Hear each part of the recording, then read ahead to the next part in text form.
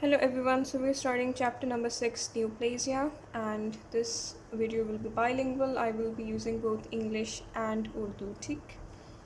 So we're starting with the most important topic, which is at the start, which is nomenclature, ठीक?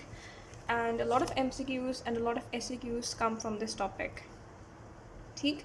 So let's start with the definition of neoplasia. Neoplasia literally means new growth, ठीक है ना? न्यूप्लेसिया का literal मतलब है new growth, ठीक. And हम कहते हैं कि जो न्यू प्लास्टिक सेल्स है ना, they are set to be transformed because they continue to replicate apparently oblivious to the regulatory influences that control normal cells. Normal cells की ना proliferation regulated होती है. न्यू प्लास्टिक सेल्स जो कि transformed sales होते हैं, उनकी जो proliferation होती है वो बिल्कुल ही बिजार होती है, किसी भी कंट्रोल के अंदर नहीं आती है, ठीक है ना. सो वी कैन से कि न्यू प्लाज्म इन्जॉय करते हैं ऑटोनॉमी को, और उनका साइज़ बढ़ता रहता है न्यू प्लास्टिक टिश्यू का regardless of the local environment. लेकिन ये जो ऑटोनॉमी है ये कंप्लीट नहीं है, ये इंडिपेंडेंस न्यू प्लाज्म की कंप्लीट नहीं है, क्योंकि तमाम जो न्यू प्लाज्म्स हैं ना वो डिपेंड करते हैं अपने होस्ट पर, यानी होस्ट बॉडी पर, फॉर देयर न्यूट्रिशन और अपनी ब्लड सप्लाई के लिए. और कुछ ऐसे न्यू प्लाज्म है ना जो कि डिराइव होते हैं फ्रॉम हार्मोन रिस्पॉन्सिव टिश्यूज़, मसलन के यूट्रस या मसलन के थायराइड ग्लैंड का भी ट्यूमर हो सकता है ना. ऐसा जो न्यू प्लाज्म है ना जो कि डिराइव हुआ है किसी हार्मोन रिस्पॉन्सिव टिश्यू से, मसलन के थायराइड ग्लैंड से, उससे एंडोक्राइन सपोर्ट की भी ज़रूरत होती है. अगर उससे वो एंडोक्राइन सपोर्ट ना मिले तो it can not continue to proliferate. और इन डिपेंडेंसीज को हम समटाइम्स एक्सप्लॉइट कर सकते हैं in order to eliminate the new plastic mass. Common medical usage में हम न्यू प्लाज्म और ट्यूमर को सिनोनिमसली इस्तेमाल करते हैं, ठीक है. ट्यूमर की स्टडी को हम ऑनकोलॉजी कहते हैं, राइट. आपने सुना होगा बिनाइन एंड मेलिग्नेंट ट्यूमर्स को, and you would have probably studied this और at least heard of this in first and second year, and you may have a bit of an idea, लेकिन हम इन ideas को अब expand करेंगे and clarify करेंगे. Among tumors, the division of neoplasm into benign and malignant categories is based on a judgment of a tumor's potential clinical behavior. Clinical behavior. एक जो neoplasm है ना उसकी बिहेवियर की बेसिस पर हम उसको डिफ़ाइन करते हैं एज बीइंग आइदर बिनाइन और malignant. And what do we mean by behaviour, ये बातें क्लैरिफाई होंगी as we will go through this topic, ठीक है ना. अच्छा, ट्यूमर बिनाइन होता है जब उसकी जो माइक्रोस्कोपिक और ग्रॉस फीचर्स, यानी microscopic and macroscopic features, they are considered relatively innocent. जो चीज़ बिनाइन होती है वो इनोसेंट होती है. हम वैसे भी नॉर्मल इंग्लिश में भी बिनाइन का लफ्ज़ इस्तेमाल करते हैं to show something that is non malignant और नॉन मेलिशियस भी कह सकते हैं. तो इम्प्लिकेशन ये होती है कि अगर एक ट्यूमर बिनाइन है ना तो वो लोकलाइज्ड रहेगा, ठीक है. यानी अगर वो किसी पर्टिकुलर थायराइड ग्लैंड का बिनाइन ट्यूमर है ना तो वो उधर ही रहेगा, इट विल रिमेन लोकलाइज्ड, ठीक है. ना तो वो मेटास्टाइज करेगा, आपको पता होना चाहिए, you at least have a bit of an idea कि मेटास्टेसिस का क्या मतलब है ना, because we have talked about this terms before, but I will clarify. Metastasis तब होती है जब एक कैंसरस ग्रोथ जो कि एक particular part of the body में है, उसके कुछ पार्ट फ्रेगमेंट, ये कुछ फ्रेगमेंट किसी distant part of the body में चला जाता है, ठीक है. कुछ किसी ऐसे पार्ट ऑफ द बॉडी में जो कि उसकी कंटिन्यूस नहीं है. तो जो मेलिग्नेंट ट्यूमर है ना वो तो मेटास्टाइज भी करता है और वो लोकल आसपास के टिश्यू में भी इन्वेड करता है, ठीक है, घुसता जाता है, ठीक है. जैसे कि दो नेबरिंग कंट्रीज़ हैं, ठीक है, एंड एक जो कंट्री ना वो अपने बॉर्डर को क्या कहते हैं एक्सटेंड कर रही है, और वो दूसरी कंट्री अपनी नेबरिंग कंट्री में इन्वेड कर रही है और उसे कॉन्कर करती जाती है. तो दिस इज़ लोकल इन्वेजन, सही है. तो जो बिनाइन ट्यूमर है ना वो लोकलाइज्ड होता है, ना तो वो मेटास्टाइज करता है ना ही वो लोकल इन्वेजन में पार्टेक करता है. It is amenable to local surgical removal, ठीक है. क्यों? बिकॉज उसकी जो बाउंड्रीज होती है ना एक बिनाइन ट्यूमर की वो काफ़ी क्लियर कट होती हैं. जैसे कि एक कंट्री है ना उसकी बाउंड्रीज़ काफ़ी क्लैरिफाइड है, काफ़ी क्लियर है, तो इसलिए आप उसको आराम से सर्जिकली रिमूव कर सकते हैं. बट मेलिग्नेंट ट्यूमर को इससे रिमूव करना आसान नहीं होता. ठीक है। जो अफेक्टेड पेशेंट्स हैं ना, उनकी सर्वाइवल बेहतर होती है, उनकी प्रोग्नोसिस बेहतर होती है कंपेयर टू मैलिग्नेंट ट्यूमर्स। ठीक है, लेकिन ज़रूरी नहीं है। समटाइम्स अच्छी खासी मोबिलिटी एसोसिएटेड होती है किसी पर्टिकुलर बिनाइन ट्यूमर के साथ। मैलिग्नेंट, ठीक है, मैलिग्नेंट ट्यूमर्स इन्वेड कर सकते हैं और डिस्ट्रॉय कर सकते हैं एडजेसेंट स्ट्रक्चर्स को, और डिस्टेंट साइट्स में भी स्प्रेड कर सकते हैं, इन्हें मेटास्टाइज कर सकते हैं टू कॉज डेथ। आप मैलिग्नेंट ट्यूमर्स को कलेक्टिवली कैंसर कह सकते हैं, and cancer is derived from the Latin word crab. ठीक है, बिकॉज एक क्रैब एडहियर करता है to any part that it manages to seize in an obstinate manner. ठीक है, क्रैब किसी चीज़ को पकड़ लेता है ना, या किसी चीज़ को ग्रैब कर लेता है ना, तो उसको छोड़ता नहीं है। ठीक है, ऑब्स्टिनेटली इट कीप्स होल्ड। ठीक है, लेकिन तमाम कैंसर्स, तमाम मैलिग्नेंट ट्यूमर्स एक फेटल कोर्स इख्तियार नहीं करते, but obviously compare to benign tumours they are more serious. Interesting सी बातें हैं कि often times the most aggressive malignant tumour is the most easily curable. ठीक है, but if a tumor carries a designation of malignant, it is generally seen as a red flag, as something bad. ठीक है, तमाम tumours benign and malignant के दो basic components होते हैं, parenchyma and stroma. Generally आप टिश्यू को, किसी भी टिश्यू को ऐसे ही डिवाइड करते हैं, नॉर्मल टिश्यू को भी। पेरेन्काइमा फंक्शनल पार्ट होता है, जबकि स्ट्रोमा आसपास का कनेक्टिव टिश्यू होता है, यानी कनेक्टिव टिश्यू से मतलब कोलाजिनस कनेक्टिव टिश्यू, जिसने पेरेन्काइमा यानी फंक्शनल सेल्स को सपोर्ट किया होता है। मसलन इनके लिवर का भी एक पेरेन्काइमा होता है। Parenchyma is referring to the hepatocytes, जो कि कॉर्ड्स की सूरत में एक्सटेंड कर रहे होते हैं from the central vein towards the portal triads on all 6 sides of a particular hepatic unit. ये तो पेरेन्काइमा जो कि फंक्शनल यूनिट है, लेकिन देखो हिपैटोसाइट्स और बल्कि हिपैटिक यूनिट्स के बीच में कनेक्टिव टिश्यू भी होता है ना, जो कि सपोर्ट कर रहा होता है हिपैटिक यूनिट्स को। That is the stroma. तो न्यूप्लाज्म्स को भी हम ऐसे ही डिफाइन करते हैं, बिनाइन एंड मैलिग्नेंट दोनों को, कि उनका एक पार्ट पेरेन्काइमा होता है। पेरेन्काइमा में एक्चुअल न्यूप्लास्टिक सेल्स होते हैं, वो सेल्स जो कि न्यूप्लास्टिक हो गए हैं। ठीक है, जबकि जो स्ट्रोमा है ना, वो नॉन न्यूप्लास्टिक होता है। जो स्ट्रोमा है ना, उसमें न्यूप्लास्टिक टेंडेंसी नहीं होती, ना ही वो न्यूप्लास्टिक ट्रांसफॉर्मेशन अंडरगो करता है।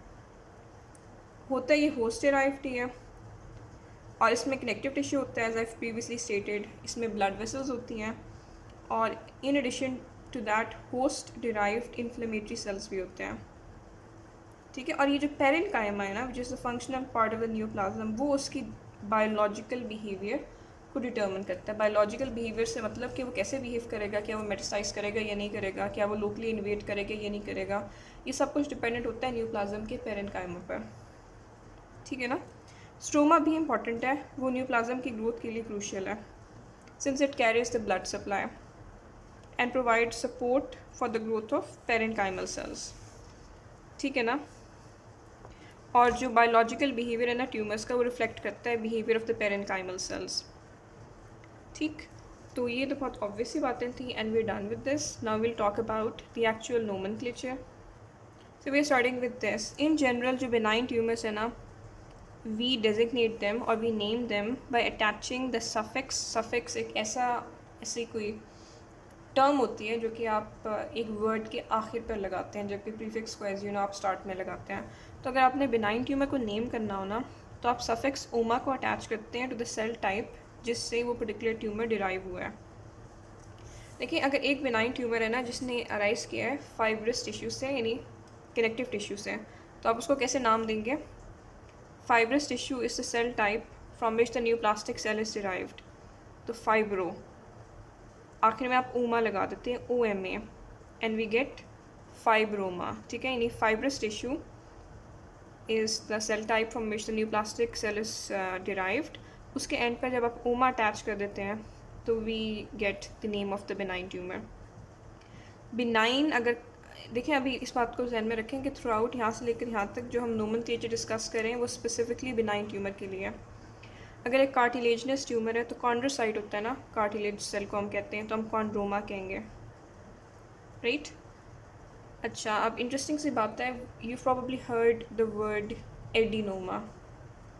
जब we were doing second year physiology, तो we talked about a thyroid adenoma which we knew was a tumour of the thyroid, which led to the development of hyperthyroidism, because जब thyroid adenoma हुआ तो thyroid hormone की production बढ़ गई, ठीक है, because एक ट्यूमर बहुत ज़्यादा प्रोलिफरेट कर रहा होता है, ठीक है ना. So when do we use the term adenoma? पहली बात, adenoma is for a benign tumour, ठीक है, not for a malignant tumour.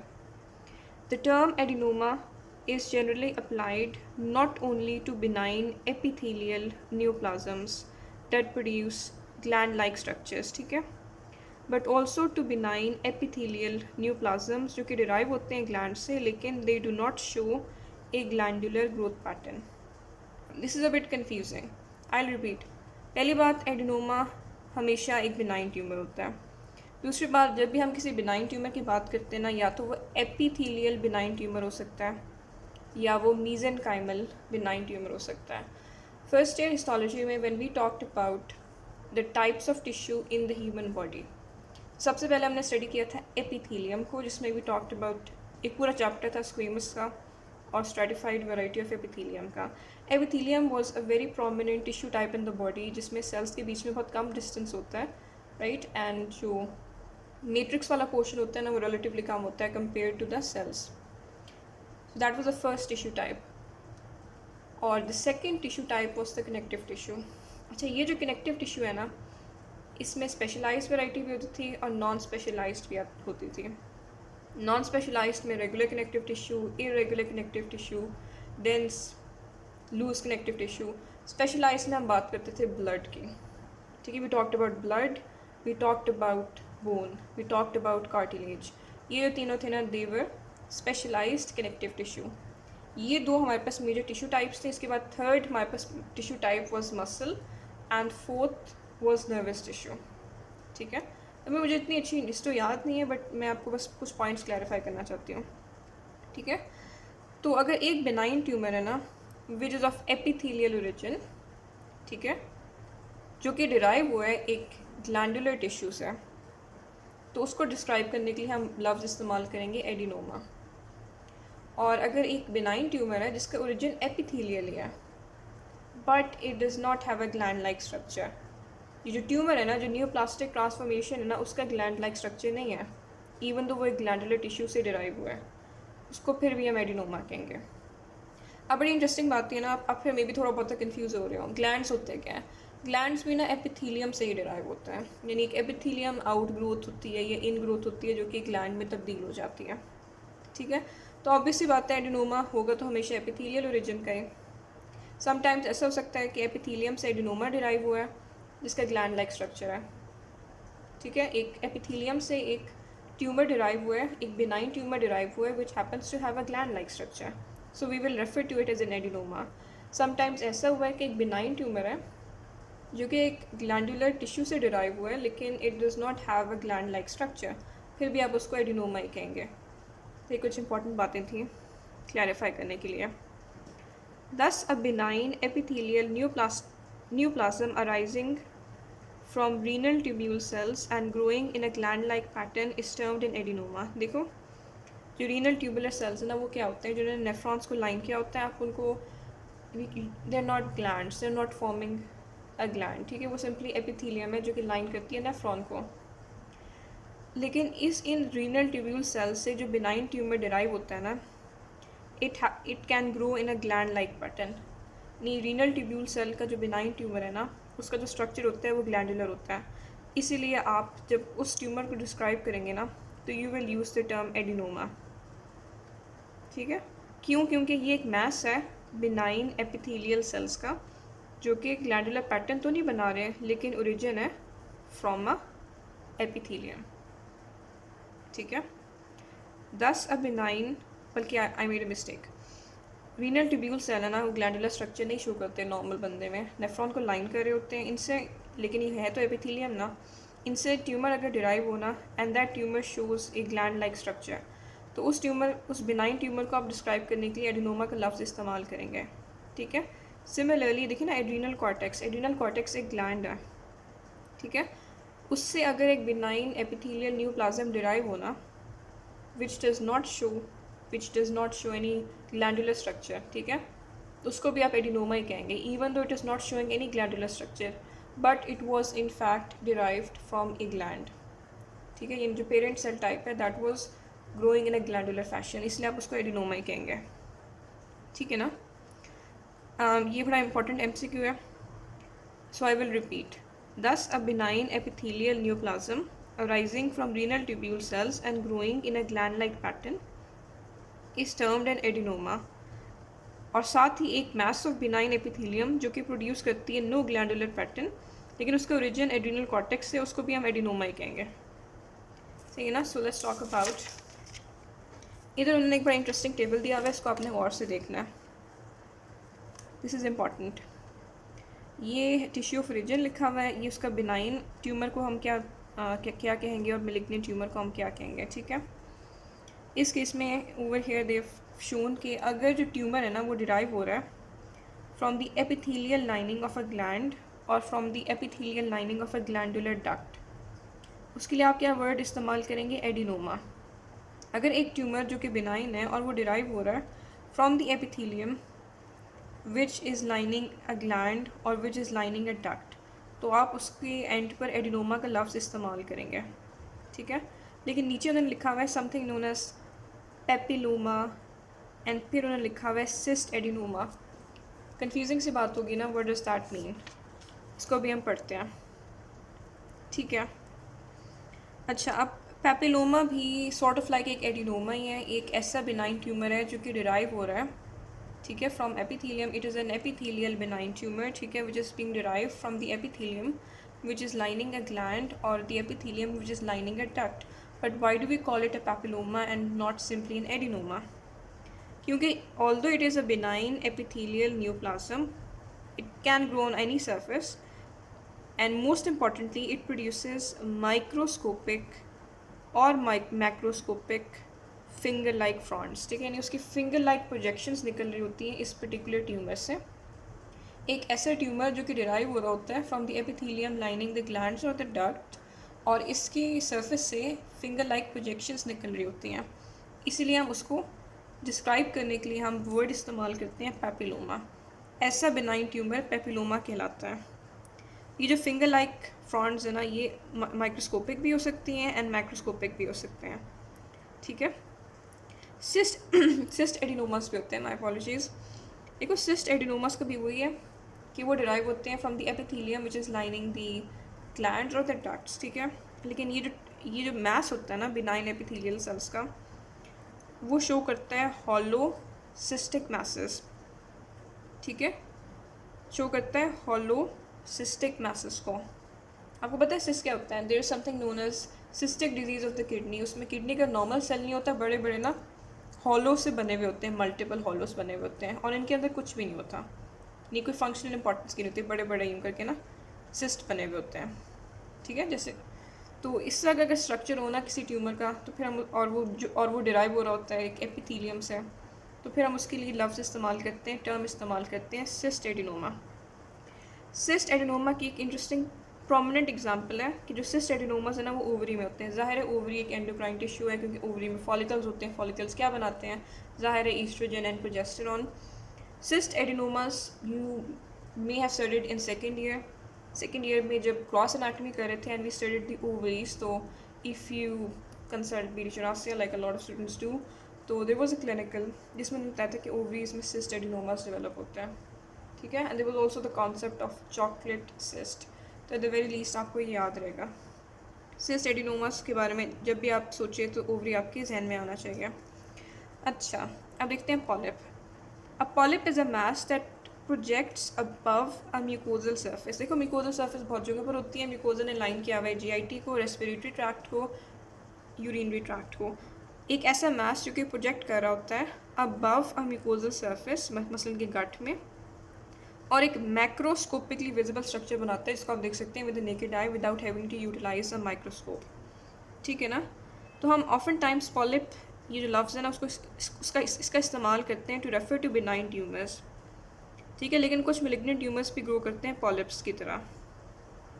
ठीक है ना, एंड सम पॉलिप्स, कुछ ऐसी चीज़ें होती हैं, कुछ ऐसे मैसेज होते हैं जिनको हम पॉलिप्स कहते हैं, लेकिन एक्चुअली वो नॉन न्यूप्लास्टिक होते हैं, ना तो वो बिनाइन होते हैं ना वो मेलिग्नेंट होते हैं। तो polyp is a beautiful blanket term.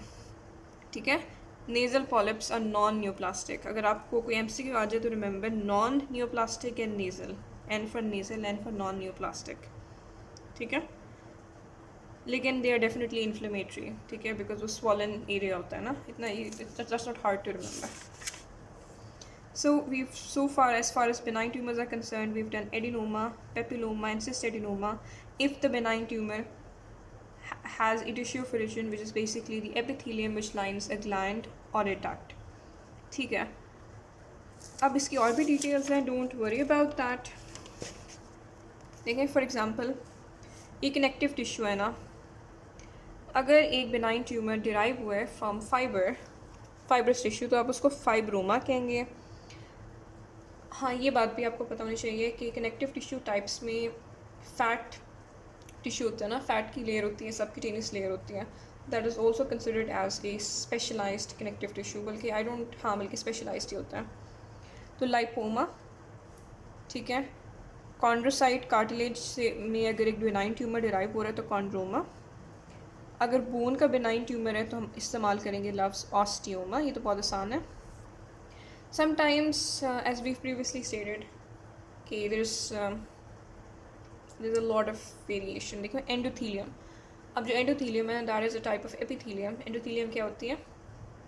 Simple squamous epithelium को हम एंडोथीलियम कहते हैं. ठीक है, और जो एंडोथीलियम है ना वो लाइन करती है ब्लड वेसल्स को भी, लिम्फेटिक वेसल्स को भी. ठीक है, एंडोथीलियम लाइन करती है ब्लड वेसल्स को एंड लिम्फेटिक वेसल्स को. अगर एक बिनाइन ट्यूमर है वो डिराइव हो रहा है from the endothelium lining a blood vessel, तो हम उसके लिए क्या टर्म इस्तेमाल करते हैं? We call it a haemangioma. Embryology में you would have come across the term haemangioma. ठीक है, यू मीन फर्स्ट ईयर में specifically, and you may not have understood it that well at that point in time, but अब आपको अच्छी तरीके से समझ आनी चाहिए कि अगर एक ट्यूमर डिराइव हो रहा है, एक बिनाइन ट्यूमर अगर डिराइव हो रहा है ना from the endothelium lining a blood vessel, फिर हम उसे क्या कहते हैं?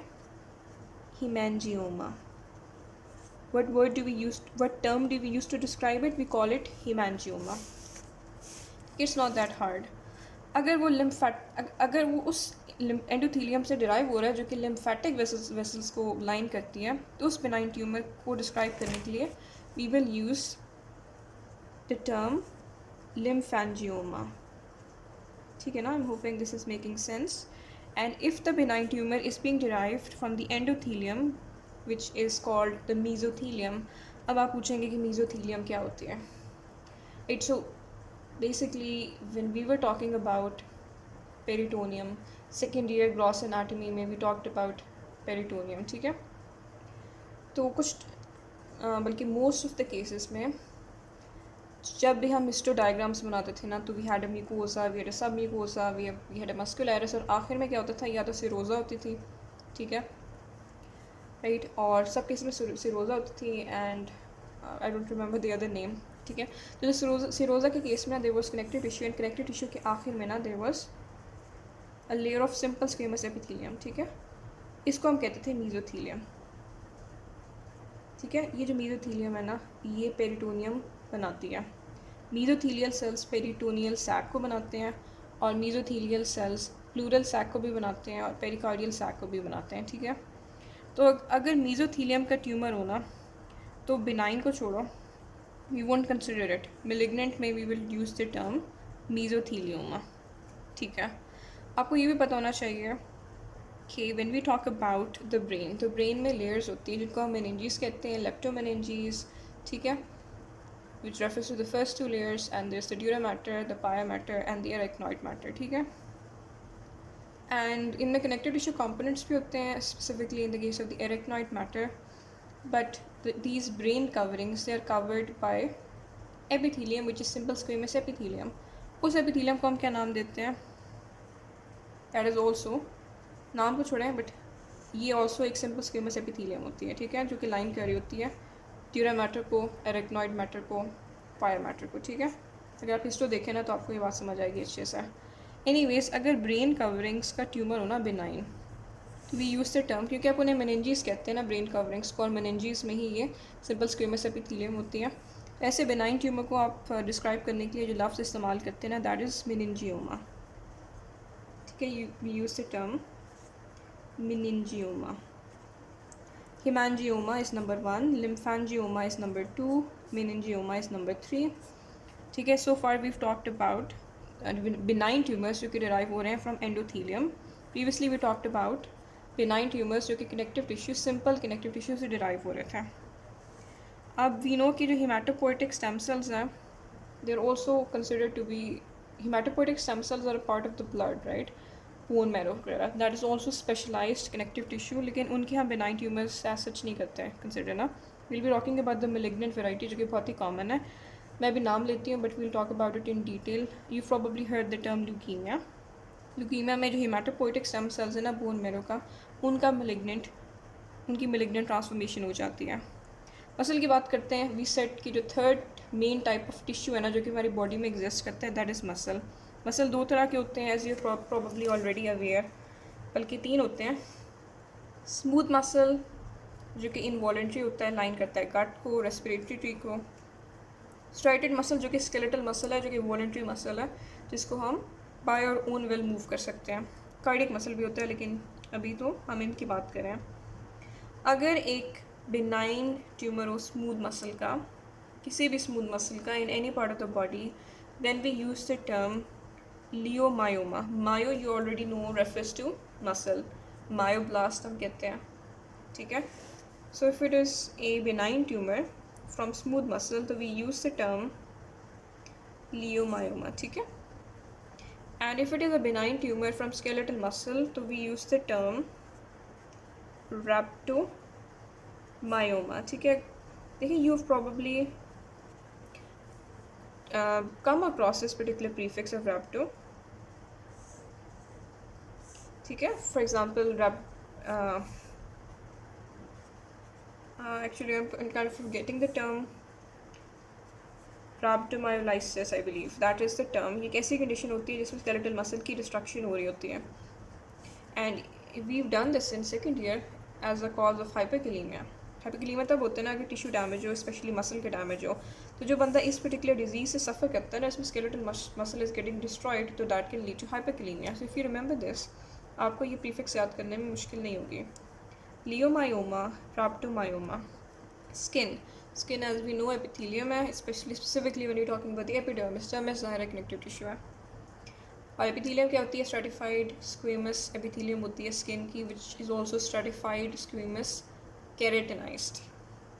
ठीक है, तो अगर स्ट्रेटिफाइड स्क्वेमस का बिनाइन ट्यूमर हो तो what would you call it? As we already said, a papilloma is a tumour of epithelial origin which has microscopic और मैक्रोस्कोपिक फिंगर लाइक प्रोजेक्शंस. तो जो स्ट्रेटिफाइड स्क्वेमस एपिथेलियम का जो tumour होता है ना, बिनाइन ट्यूमर, उसे हम कहते हैं स्क्वेमस सेल पैपिलोमा. हम क्या कहते हैं? This can be a bit of a tricky MCQ. We call it a squamous cell carcinoma. Squamous, my apologies, not a squamous cell carcinoma, that would be for the malignant variety. A squamous cell papilloma. ठीक है, because it is a tumor, a benign tumor which is derived from stratified squamous epithelium of the epidermis. क्योंकि सारी epithelium से derived है, तो we would have to use either the papilloma or the adenoma or the cyst adenoma to describe it. And because of the macroscopic and gross features of the particular tumor, we use the term squamous cell papilloma. ठीक है, हम उसे क्या कहेंगे? I'll write this again just for emphasis. Squamous, I'm hoping you can see this, squamous cell papilloma. So ज़रा और करें, because बहुत सारे MCQs ना इसी टॉपिक से आते हैं. स्किन में ना स्ट्रेटिफाइड स्क्वेमस के बाद बेजल सेल लेयर होती है जो कि एक्टिवली प्रोलिफरेट कर रही होती है. उसका हम एक मैलिग्नेंट ट्यूमर पढ़ेंगे बाद में. ठीक है, इसके अलावा ट्यूमर्स होते हैं बिनाइन ट्यूमर्स होते हैं मेलानोसाइट्स के, बिकॉज यू नो कि जो कलरेशन होती है ना स्किन की, that is because of the melanocytes. और उनमें जो डिपेंड और रेस और सीजनल वेरिएशन की वजह से ना जो मेलानिन की अमाउंट है ना वो डिफ़र करती है. ठीक है, तो जो ट्यूमर्स होते हैं ना मेलानोसाइट्स होते किधर हैं? डर्मिस में भी होते हैं, कुछ एपिथेलियम में भी होते हैं. ठीक है, अगर जो मेलानोसाइट का बिनाइन ट्यूमर है उसको आप क्या कहते हैं? नीवस. ठीक है, this again is not a term जो आपके लिए कम्प्लीटली अनफेमिलियर है. If you remember your embryology, Over there we studied nevus. There was also this particular variety of it. I'm not 100, I don't remember 100%. It was nevus flammus because of its particular flame-like shape. तो ये tumour होता है melanocyte का, benign tumour होता है nevus, and it's pretty cool. So the name is pretty cool, so I don't think it would be that hard to remember. बस ये याद करना है किस चीज़ का ट्यूमर है, benign ट्यूमर है, जाहिर है benign है, benign tumor of what? Of the melanocytes. Melanocytes are those cells जो कि responsible होते हैं for the pigmentation of the skin. ये है melanocytes. ठीक है, आगे हम बात करते हैं कि अगर एक benign tumor है जो कि derive हो रहा है lung से, so what do we call it? Interestingly, bronchial adenoma. You would say lung is not a gland, so why would a benign tumor derive from it have the term adenoma in it? हमने बात की थी कि ज़रूरी नहीं है कि एक benign tumor के लिए हम term इस्तेमाल करें adenoma, if only it is derived from a gland. We also use the term adenoma for a benign tumor which is derived from a non-glandular tissue whose neoplastic transformation has gland-like features. So जो lungs से हम derive से जो benign tumor derive होता है ना, it is known as bronchial adenoma. ठीक है, उसे हम क्या कहते हैं? We use the term bronchial. Bronchial is referring to lung tissue, the bronchi, the bronchioles, bronchial adenoma. ठीक है, if it is derived from the lungs. ये भी एक हाई यील्ड MCQ पॉइंट है. आगे किडनी से जो डिराइव होता है as previously stated, obviously kidney की ये is not itself a gland per se, लेकिन जो ट्यूमर उससे बिनाइन ट्यूमर जिससे डिराइव हो रहा है that is gland like features, इसीलिए हम उसे कहते हैं renal tubular adenoma. What do we call it? This was the first one, this is the second one. We also use the term renal for the kidney, tubular for the part of the kidney from which is derived, which is a tubular epithelium. Renal tubular adenoma का हम लफ्ज़ इस्तेमाल करते हैं इसको describe करने के लिए. Renal tubular adenoma. ठीक है. Livers, this kind of gotten out of the way. Liver से जो benign tumor derive होता है, we use the term again liver cell adenoma. This is not that hard to get because liver का it does have certain endocrine functions. ठीक है, तो अभी हम सारे एडिनोमास ही कर रहे हैं ना, तो it is liver cell adenoma. ठीक है, so we had bronchial adenoma, we had renal tubular adenoma, now we have liver cell और हिपैटिक सेल एडिनोमा. ठीक है, तो एक और जो अगर MCQ आ गया तो आपने ये भी याद करना है कि it is liver cell adenoma and it is renal tubular adenoma. ठीक है, ये nomenclature it's a bit on the trickier end. ठीक है, और if a benign tumor is derived from the bladder you would refer to it as urothelial papilloma. देखिए urothelium से, urothelium is another name for transitional epithelium जो कि line कर रही होती है ना ब्लैडर को, तो you can also call it bladder cell papilloma or something like that, but the correct term is urothelial. और अहम बात ये है कि it is urothelial papilloma because ज़ाहिर है जब ब्लैडर को ट्रांजिशनल एपिथेलियम जो यूरोथीलियम लाइन करिए, ऑब्वियसली इट इज़ एपिथेलियम, और एपिथेलियम को डिस्क्राइब करने के लिए we use the term adenoma, papilloma, cystadenoma. ठीक है, पैपिलोमा जब हम तब इस्तेमाल करते हैं when there is an adenoma with finger like projections from it coming from it. तो जो ब्लैडर सेल एपिथेलियम है, जो यूरोथीलियम से जो बिनाइन ट्यूमर निकलता है ना, it has gland like features and it has those microscopic और microscopic finger like projections. इसलिए हम क्या लफ्ज़ इस्तेमाल करते हैं, क्या टर्म इस्तेमाल करते हैं उसको डिस्क्राइब करने के लिए, we call it urothelial papilloma. Urothelial papilloma. So this is also a high yield point that can be asked as a part of an MCQ. Urothelial papilloma. ठीक है. प्लेसेंटा, अगर प्लेसेंटा का ट्यूमर हो जो कि बिनाइन हो तो what would you call it? This is also something you have done before in embryology. You call it a hydatidiform mole. ठीक है, हाइडेटिफॉर्म मोल का क्या सीन था? It could a person might have a stillbirth और an abortion, but that person might not be aware कि that person has lost their pregnancy because of the hydatidiform mole, क्योंकि जो hydatidiform mole है it continues to produce hormones, बल्कि ज़्यादा hormone बनाता है. तो वो एक ना बिनाइन ट्यूमर है प्लेसेंटा का, प्लेसेंटल टिश्यू का हाइडेटिफॉर्म मोल, उसकी जो मेलिग्नेंट वैरायटी ना वो भी अब पढ़ चुके हैं, that is known as choriocarcinoma, which is a very important condition. So we have over here hydatiform mole, ठीक है, that is the benign tumor of the placenta. So now let's talk about the nomenclature of the malignant tumors.